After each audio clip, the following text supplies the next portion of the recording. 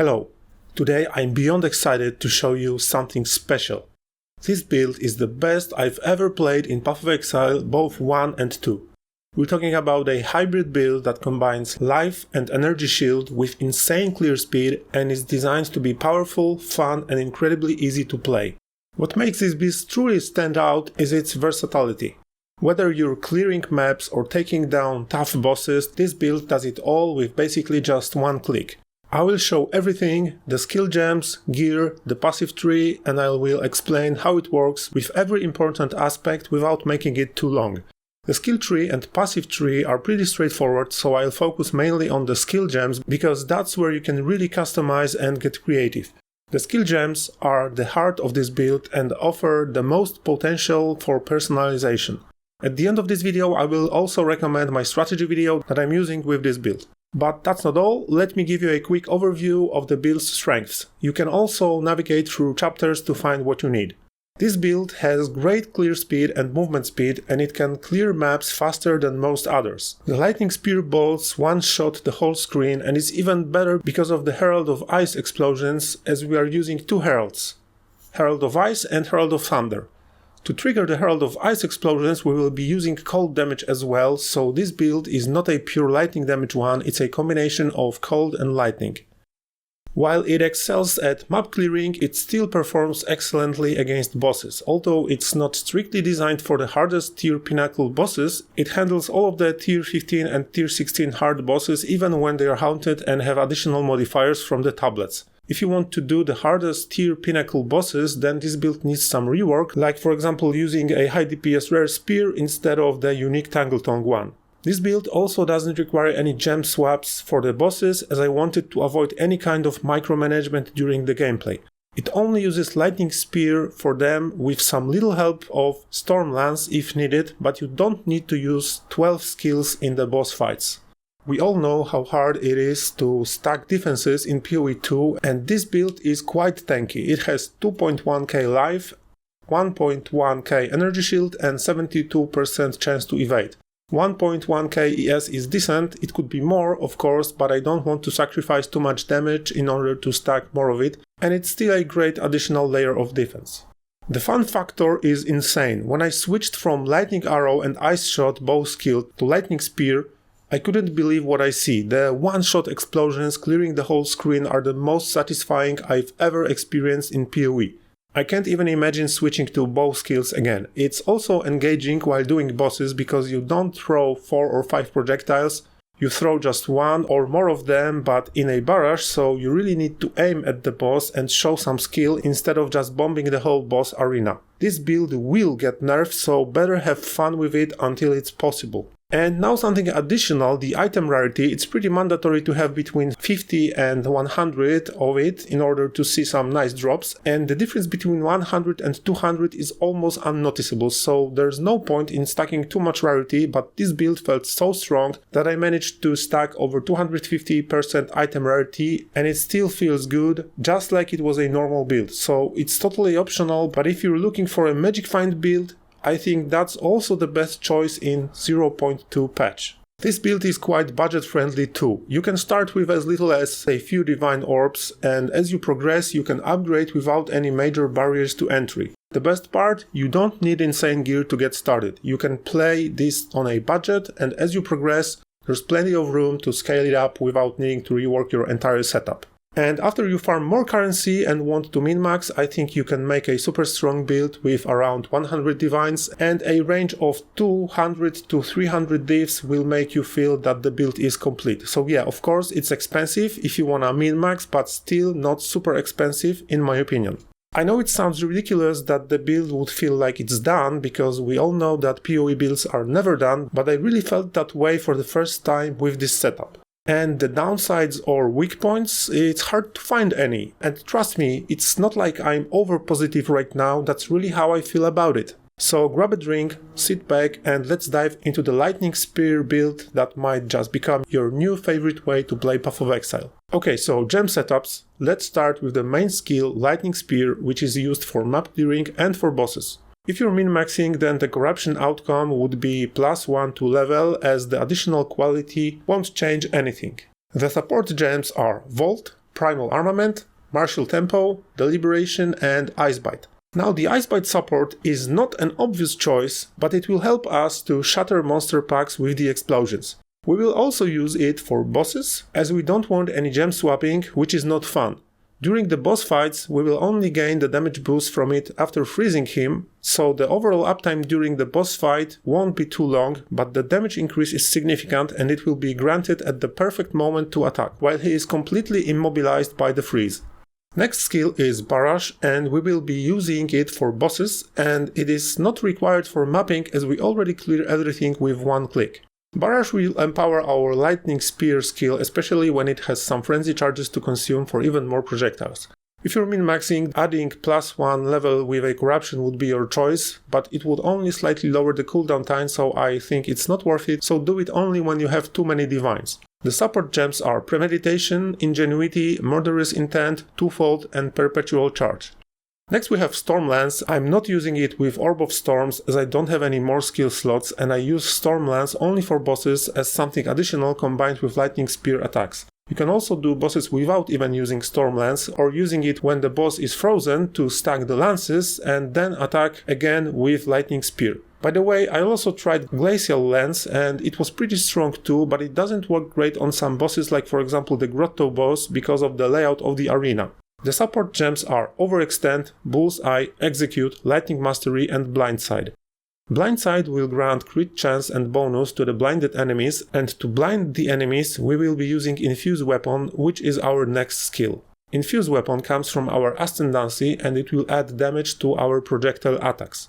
The support gems are Rising Tempest, Cold Infusion, Concentrated Effect, Close Combat, and Blind. Now let's discuss the aura skills, and there's a lot of it. We really need a lot of spirit. I have 354 spirit, and if you have less, then you can drop some of the support spirit gems or auras. We have the Malice aura, which is granted by Omen Spectre.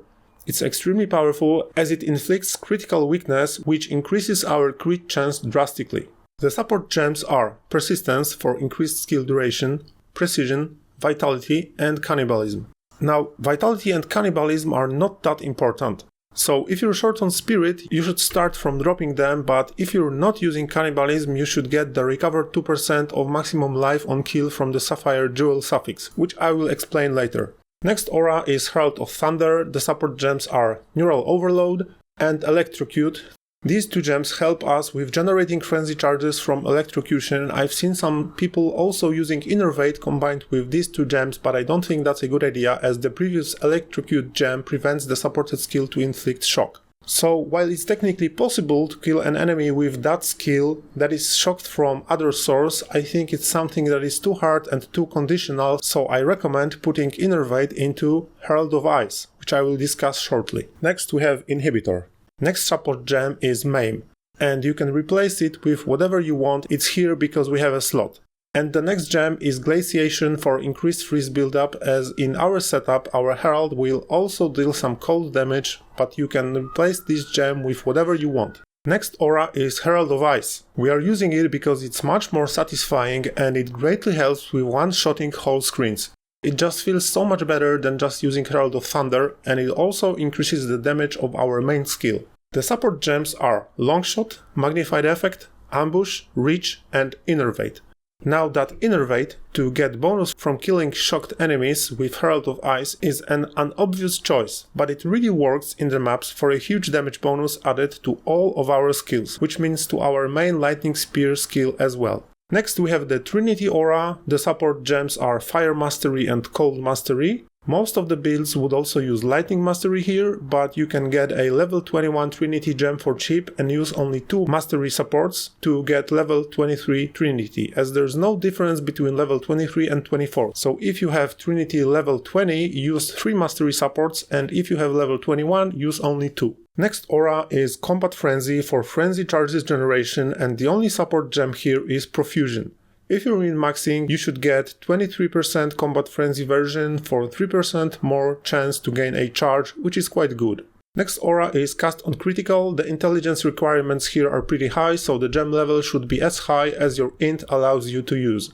For min-maxing, you should go for a 23% quality version. It's linked to Sniper's Mark, which will increase the crit damage on a marked enemy, and it will also grant us a frenzy charge. For min-maxing, go for a 23% quality version. The support gems are Impetus, Energy Retention, and Fluke. I've seen some players also using the Inspiration support here for the 6th link, but I'm not sure if it lowers the Sniper's Mark cost, so I'm not using it. Please let me know in the comments if it works, but only if you're 100% sure. I couldn't see any lower cost on the tooltip when I was testing it, but maybe it still works. And the last aura is Wind Dancer. We're not using it only for the increased evasion, it's also to actually kill all enemies around when we get hit. So I'm using Quill Burst support, but again, I'm not 100% sure if it works. Please let me know in the comments. Next support is Inevitable Critical, Unbreakable, Arm's Length, and Energy Barrier. So these are all of the auras, and if you have enough spirit and a gem slot, you can, for example, drop Storm Lance if you don't have any problems with the bosses. And you can use Ghost Dance to regenerate energy shield when you get hit with the fast forward support for reduced duration, which will make the energy shield to regenerate faster. But that's not super strong, as we are not running a full energy shield build, it's just a small additional layer of defense which can be helpful, for example, while leveling. Okay, so those are all of the skills and auras. Now let's dive into the gear. Spear is the unique Tangle Tongue, and the most important stat on it is the flat percent to crit strike, which is extremely powerful, especially on that item, so you want at least 19%, and the more the better. Also, try to get a high intelligence roll, as we all know how hard it is to stack attributes which we need to make the build work. The crit chance is even more important for Tangle Tongue build because it makes critical strikes to fork. And fork does not mean that the projectiles or bolt will fork, it means two things. 1. The critical hit chance will be rolled twice, and if either of these rolls is critical, the hit will be critical. And 2. If both of the rolls succeed, the critical damage will be applied twice, resulting in double critical damage bonus. This double crit bonus is very important, and here's something that may not be obvious. We should stack not only the crit bonus, but also critical hit chance for a chance for twice critical hit, as the chance for twice critical hit from the critical hit chance will grow exponentially.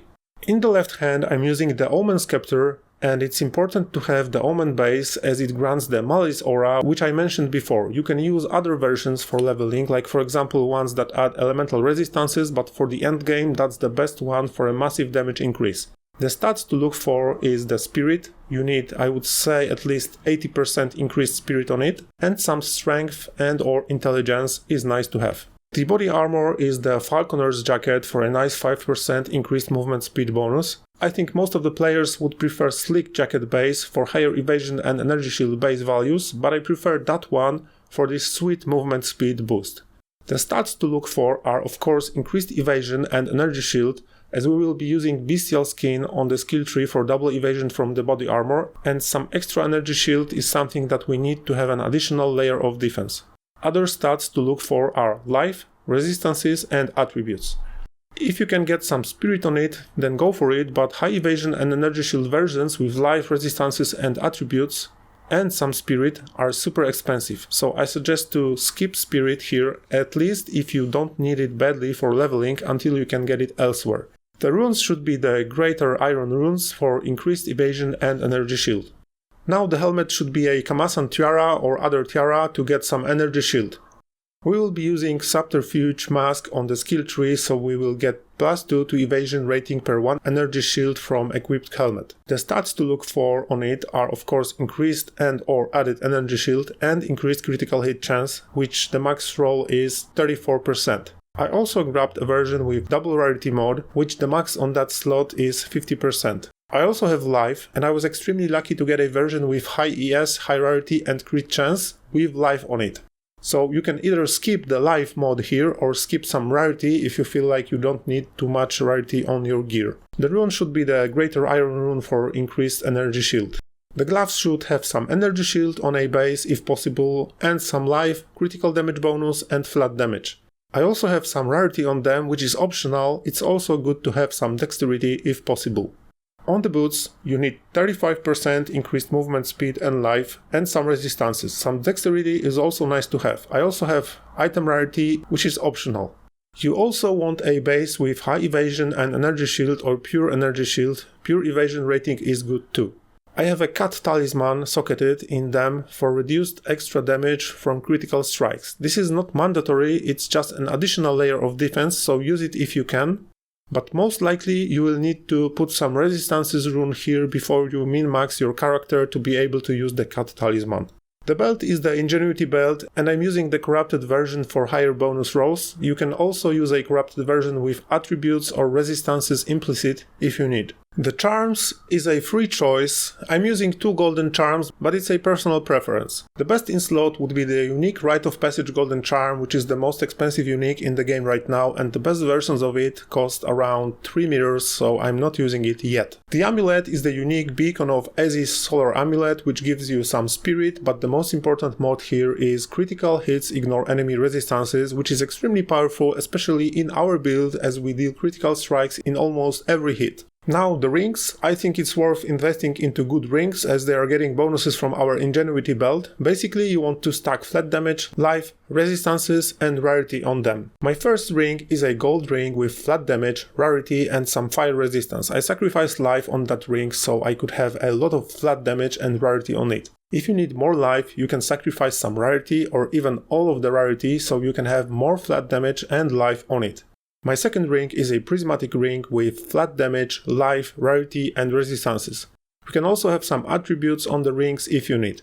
And of course, if you wanna totally min-max, you should go for the breach rings, which are pretty expensive. And now the life flask. My life flask is the one with 30% instant recovery prefix, so you can spam it when needed to get almost an instant life recovery, and the suffix is reduced charges per use. Mana flask is the one with increased amount recovered prefix, and same as on the life flask with the reduced charges per use suffix. I'm using reduced charges per use on both flasks as I think it's much better than increased charges, as it's much easier to refill the charges and you can use them more times than the ones with increased charges, which is good especially for bosses where there's a risk of running out of charges. So that's it for the gear. The Ascendancy is Amazon and I took Critical Strike, Penetrate, Elemental Infusion and Predatory Instinct. And now let's discuss the most important points on the passive tree.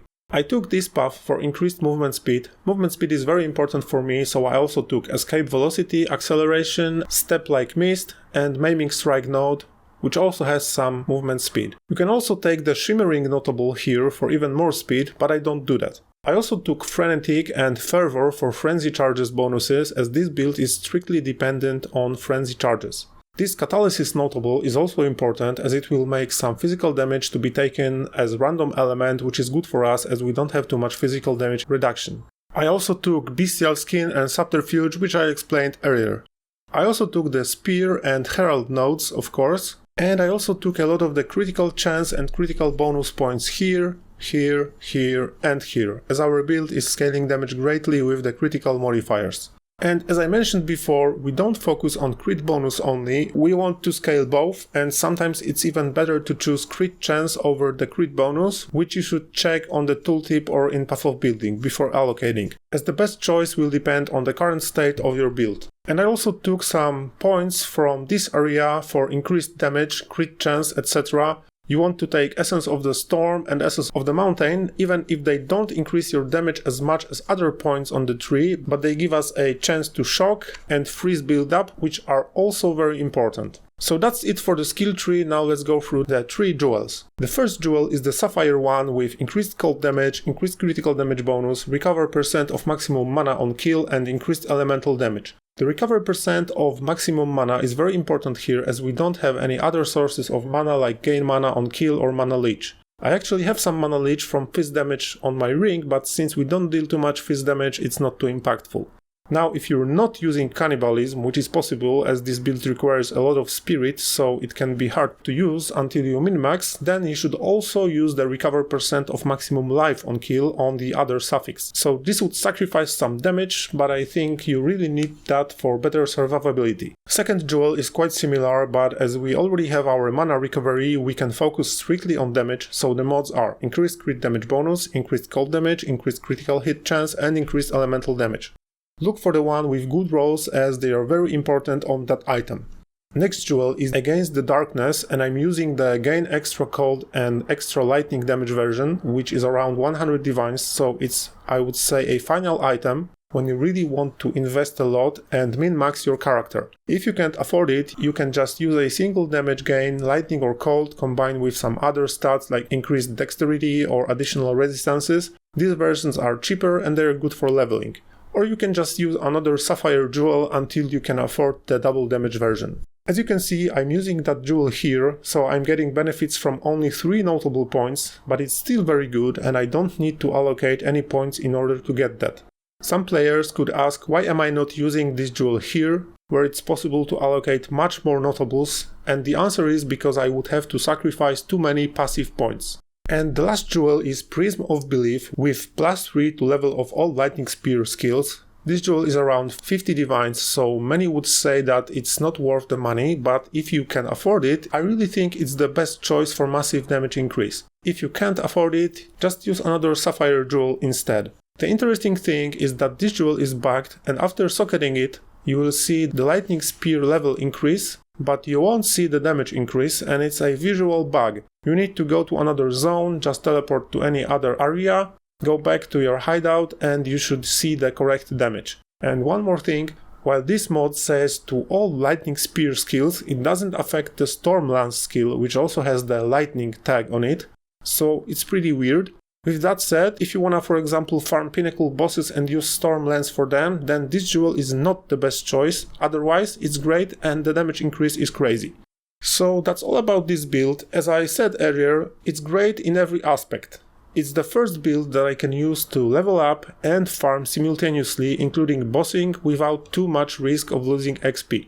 The only thing worth mentioning is that it's not a build strictly designed for boss killing, so it's not a one-shot pinnacle boss killer, and in order to do that we would have to sacrifice many other aspects of this versatile setup. And we don't want to do that, as we want a build that is good for everything. Except for these hardest pinnacle bosses, as it's not a pinnacle bosses farmer. Of course, you can die from time to time, so I advise to always use the Omen of Amelioration to prevent the experience loss, which is not expensive, but can really help in leveling. And one more thing, you should always try to run easy maps, which means using good prefixes for increased rarity, quantity, more monsters, etc., and try to avoid very hard mods, especially combined together.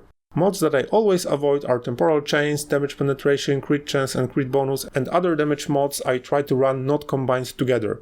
So it's not like you can do every map mods, you should still choose your waystones wisely, using some common sense. And if you wanna check my Haunted Bosses strategy, which I'm running with this build, and which can be combined with all other added content of your choice, you can check my previous video where I share my farming strategy for Asmeri Wisp Haunted Bosses. That video is all about maximizing your chances to drop the multi-mirror rite of passage golden charm and earning tons of currency even if you don't get that unique item. I definitely recommend checking it out. Links are in the description, comments and on the end screen. I would also love to hear your thoughts, opinions and tips on this setup. I really like to have discussion with you, my viewers, and I try to reply to every comment.